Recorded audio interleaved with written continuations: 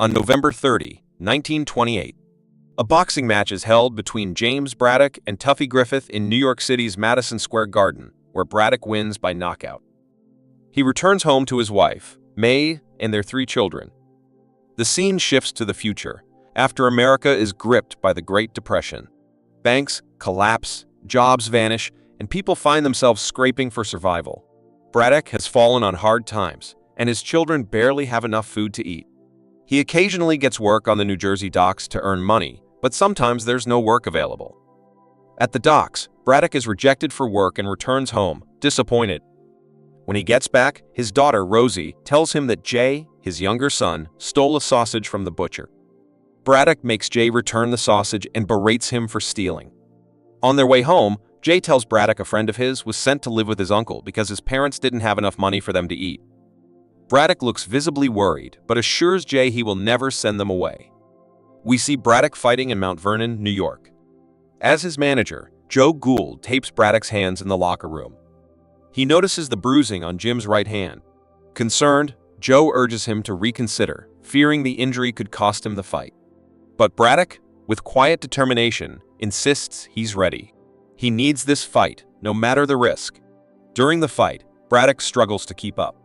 Every punch with his right hand makes him flinch. The injury gets worse with every round, and he's breaking apart in front of the crowd. Desperate, Braddock starts relying on his left hand. It's rough and untrained. At the ringside, Commissioner James Johnston watches silently.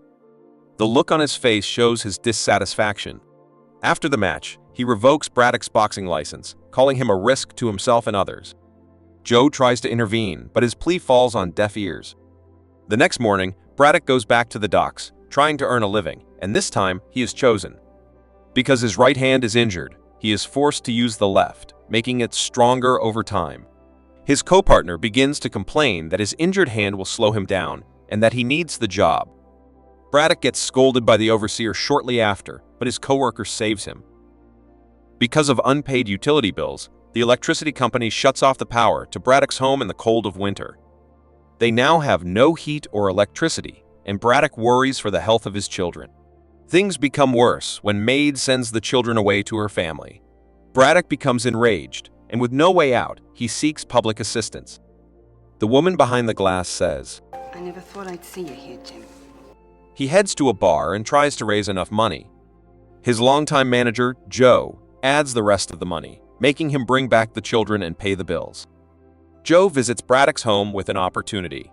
A top-ranked fighter dropped out last minute, and Joe pulled every string he could to get Braddock a spot. Braddock hesitates, but Joe reassures him it's just one fight. The odds were brutal, as Braddock would be fighting against the second heavyweight contender in the world. At Madison Square Garden, the atmosphere is tense, as no one believes Braddock stands a chance. Back in the locker room, Joe realizes Braddock hasn't had food since morning, so he brings a bowl full of food. After devouring the food, Braddock heads to the ring. The beginning of the fight doesn't look good for Braddock. He is outmatched by the monstrous Griffin in the first round. Griffin sends Braddock face down on the mat. By the second round, Braddock starts to outsmart Griffin, jabbing with the left and sliding with a right cross. By the third round, Griffin is eating so many jabs and crosses that he starts to wobble in the knees. Braddock gets him up on the ropes and finishes him off.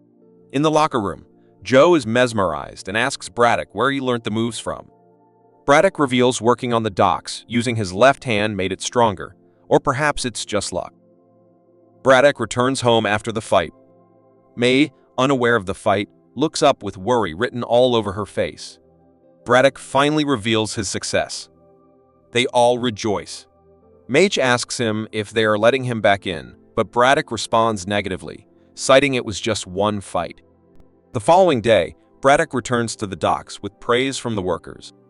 After Braddock's shocking win over Griffin, Joe is able to convince Johnston to reinstate Braddock's boxing license and gets him another big-ticket fight against John Henry Lewis, a top fighter who defeated Braddock in the past. May is not happy with the decision and heads to Joe's house. With tears in her eyes, she begs Joe to stop the fight, fearing Braddock will be killed in that ring. But Joe, torn and helpless, knows the decision isn't his to make and states Braddock has already made up his mind. Braddock now begins to train seriously ahead of the fight. At Madison Square Garden in November, we see Braddock fighting Lewis. Lewis is a tough fight for Braddock because he's amazingly fast. Joe says to Braddock to let go with the punches and hit him hard. Braddock moves in and cuts off Lewis's speed, trapping him in the corner. Lewis soon is down for the count. Next, Braddock fights and defeats Art Lasky and becomes the #1 contender with a shot at the heavyweight championship held by Max. When Max finds out he has to fight Braddock, he is not happy. He considers Braddock an underdog and a washed-up loser. In a pre-match conference, Braddock steered clear of any boastful talks and calmly explained that his return to the ring wasn't about chasing glory, but was about providing for his family and reclaiming his dignity. Max, the champ, is a vicious man who has killed at least 2 men in the ring. He is so destructive that the fight's promoter, James Johnston, forces both Braddock and Joe to watch a film of Max in action just to see what they are up against. They watch Frankie Campbell get brutally beaten by Max and killed in the ring.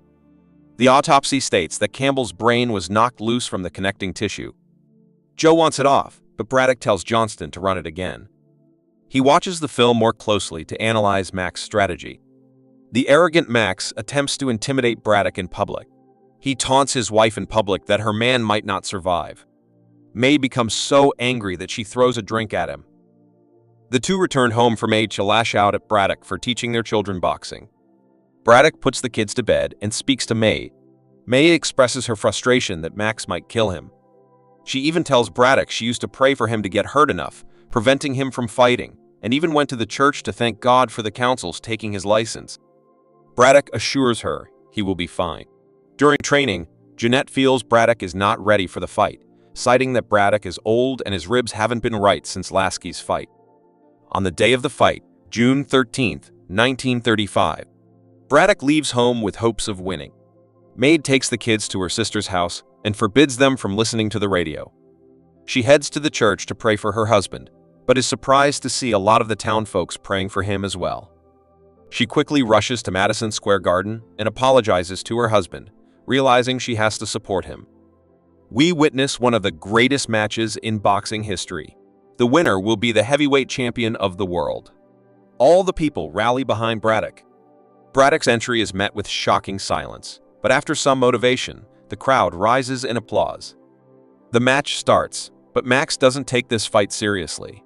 He moves around and mugs for the crowd. Whenever Braddock lands a blow, Max drops his hands and mocks instead of trying to retaliate. Braddock executes his fight plan with understated efficiency.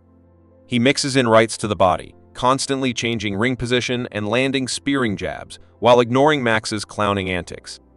Round after round, he keeps his guard up, absorbs the punishment, and keeps landing precise jabs and counterpunches. Braddock starts slowly stacking up points with every clean hit. He moves with discipline, changing angles, working the body, then snapping back with solid lefts and rights. In the middle rounds, Max gets serious and starts punching Braddock in the ribs. He unleashes his brutal power, hammering Braddock with blows that would have ended most fighters, but Braddock refused to fall. At Maid's family house, the kids sneak and listen to the radio broadcasting the fight. Maid finds out but moves in silence. She looks visibly scared listening to the broadcast. Back in the ring at the latter rounds, Max is exhausted, but Braddock is still standing and fighting smart. Max lunges a low blow in the groin, making him lose that round. During the last round, Joe tells Braddock to stay away from his right, knowing Max uses his right hand to land deadly punches.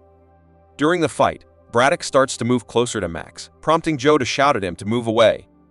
Max wants a knockout, so he starts to land deadly punches over and over again, making everyone scared for Braddock. He finally hits Braddock back to the ropes. With blurred vision, Braddock remembers the video he watched earlier and realizes what Max is up to. Suddenly, he dodges and hits Max in the ribs, sending him tumbling. Both fighters are tired but are waiting for the final bell. When the final bell rings, the entire arena falls silent, waiting for the final announcement. Braddock is named the new heavyweight champion of the world. Everyone celebrates his victory, including May and his children. At the end of the movie, it is revealed that Braddock fought against Joe Louis. Braddock knocked him down in the first round. Louis went on to win the bout. He later joined and fought in World War II. Braddock and May bought a house in New Jersey with the winnings from the Max fight. They raised their children in that house and lived there for the rest of their lives. Subscribe for more videos like this. Turn on notifications and leave a like to help the channel out. Thank you for watching.